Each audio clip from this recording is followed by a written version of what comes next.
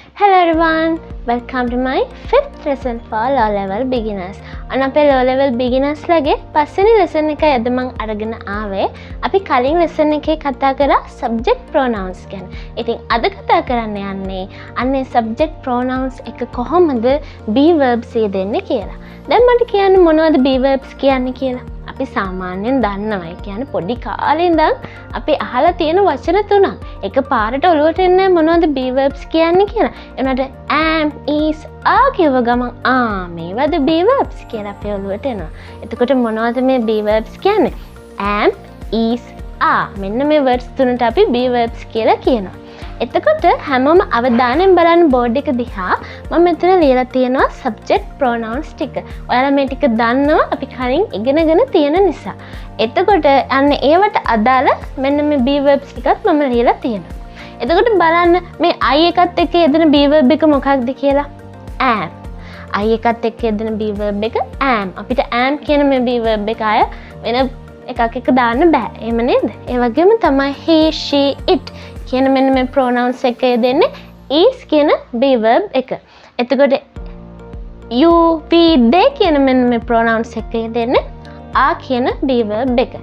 ඒක මතක තියාගන්න ලේසි. am, is, are.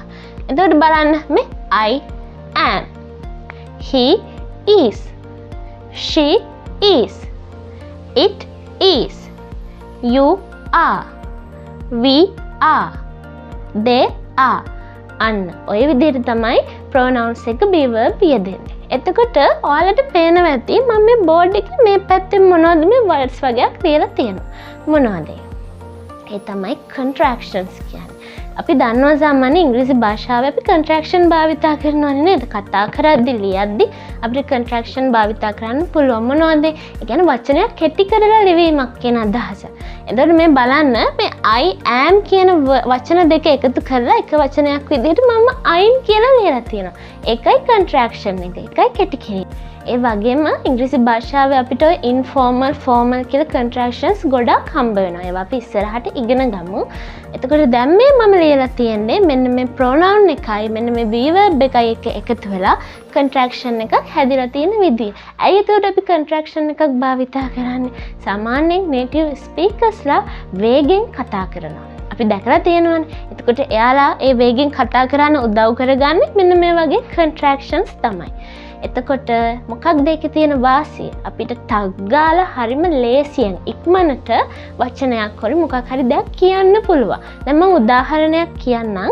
මෙතන තියෙනවා he is කියලා. ඒ කියන්නේ ඔහු කියන අදහසනේ. එතකොට ඉංග්‍රීසියෙන් නෙමෙයි සිංහලෙන් අපි මෙහෙම කියමු. ඔහු වෛද්‍යවරයෙක්.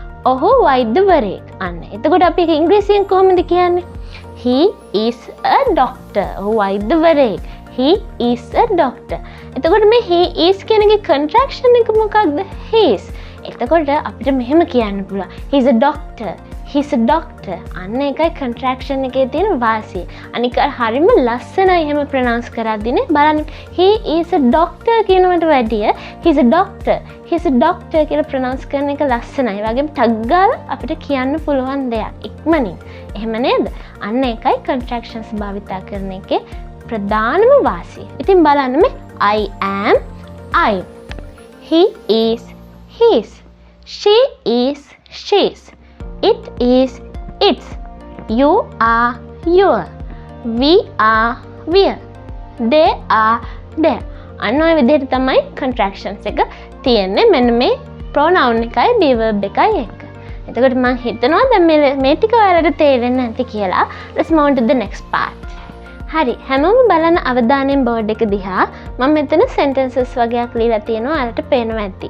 ඒ sentences ලියන්න මම පාවිච්චි කරලා තියෙන්නේ අර ඔයාලට මම කලින් උගන්වපු contractions. ඒ කියන්නේ මේ I am එක වෙනුවට මම I'm කියලා ලියලා තියෙනවා. he is එක වෙනුවට his කියලා දාලා තියෙනවා. අන්න ඒ විදිහට.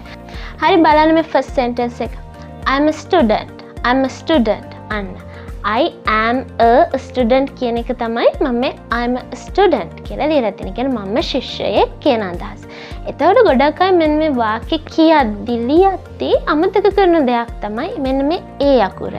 හොඳට මතක තියාගන්න අපි එක දෙයක් ගැන කියද්දී ඒ අකුර අනිවාර්යයෙන්ම දාන්න ඕනේ. කියන්නේ මම කියන්නේ එක්කෙනෙක්නේ. එහෙනම් මෙතන අනිවාර්යෙන් ඒ තියෙන්න ඕන. I am a student. මම ශිෂ්‍යයෙක් කියන එක. එතකොට මේ he is a student කියන එක මම ලියලා දෙනවා he is a student. එතකොට ඔහු ශිෂ්‍යයෙක්. She is a student. She is a student. එතකොට මේ it's a dog. අන්න it's a dog. ඌ බල්ලෙක්. මම it කියන pronoun එක ගැන කියලා දුන්නා නේද? සතෙක්ට මොනවා හරි දෙයකට ස්ථානයකට අපිට භාවිතා කරන්න පුළුවන් it කියන එක. එතකොට ඌ බල්ලෙක් කියන එක it is a dog කියන එක මේ it's a dog කියලා මම ලියලා තියෙනවා. එතකොට you are a student. මේ you are a student කියන එක තමයි මම you are a student කියලා ලියලා තියෙන්නේ. ඔයා ශිෂ්‍යයෙක්. එතකොට බලන්න we are students කියන එක මම we are students කියලා ලියලා තියෙනවා. ඇයි මෙතන මේ එකක් නැත්තේ? ඒකක් දාන්න පුළුවන්ද අපිට මෙතනට? බෑ. ඇයි? we කියන්නේ ගොඩයි. කියන්නේ එක්කෙනෙක්ට වඩා වැඩිනේ. ඒතකොට එතනට එකක් දාන්න බෑ.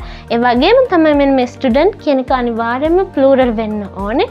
එතකොට අගට s එකක් වැටලා මම අර singular plural කියලා දීලා තියෙනවා. එතකොට we are a student. they are a student. ඔවුන් ශිෂ්‍යයෝ. අන්න එතනත් බහුවචන. ඔවුන් ශිෂ්‍යයෝ. තේරුණා නේද? මෙන්න මේ විදිහට තමයි අපි එතකොට මොනවද pronouns, be verbs සහ ඒ වගේ contractions භාවිතා කරන්නේ. So, I hope you guys have a good understanding of when and how to use them.